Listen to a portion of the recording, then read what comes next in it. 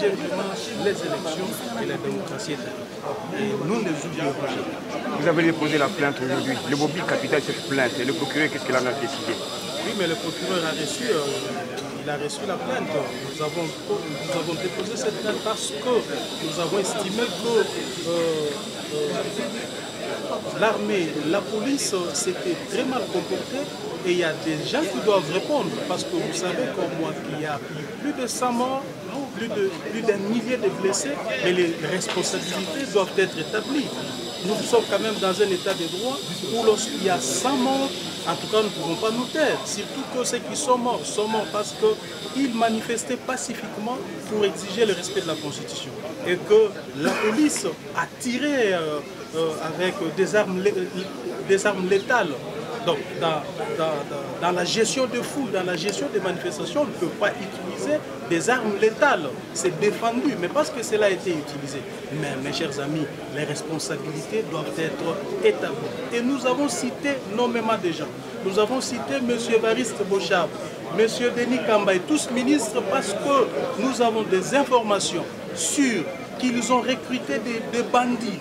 Ils ont armé ces bandits pour s'attaquer aux biens des gens, pour s'attaquer aux manifestants, afin de perturber complètement la journée et mettre ça sur l'actif du rassemblement.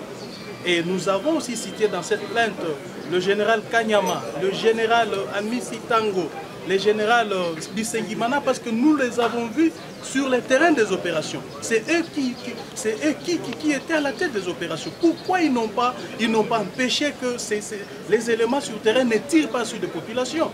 Donc ils ont une responsabilité à porter dès lors qu'ils étaient sur les champs des opérations et qu'il y a des morts. Quand même, nous sommes un État, nous sommes un peuple. Lorsqu'il y a 100 morts, comment? Vous voulez qu'on puisse se taire comme ça?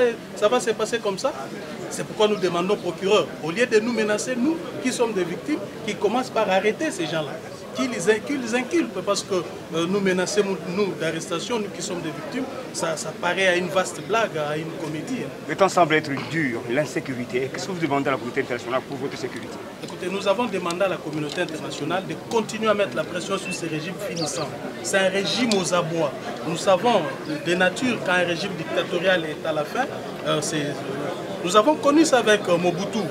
Au soir de son règne, Mobutu a tué plus, Mobutu a arrêté plus. Mais nous demandons à la communauté internationale, parce qu'elle est présente dans notre pays, nous avons la MONUSCO, elle doit jouer correctement son rôle de sécuriser, de défendre la population, les civils et leurs biens.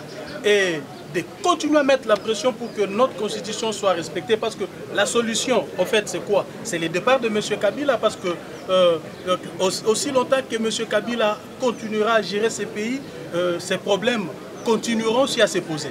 La véritable solution, c'est son départ le 19 décembre ou avant même, si le conseil peut démissionner.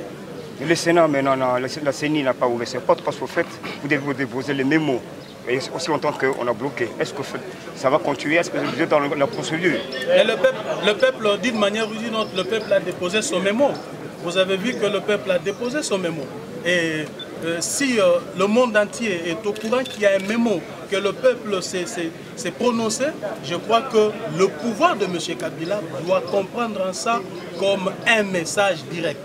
Et nous disons à notre peuple, au-delà de toutes les intimidations, au-delà de tous les actes terroristes que le pouvoir est en train de mener, qu'ils gardent leur constance, qu'ils soient mobilisés davantage, parce que aussi longtemps que Kabila ne respectera pas la Constitution, aussi longtemps qu'il ne va pas dire clairement qu'il laisse le pouvoir le 19 décembre, le peuple doit rester mobilisé pour manifester pacifiquement. Je dis bien pacifiquement. Le mot de la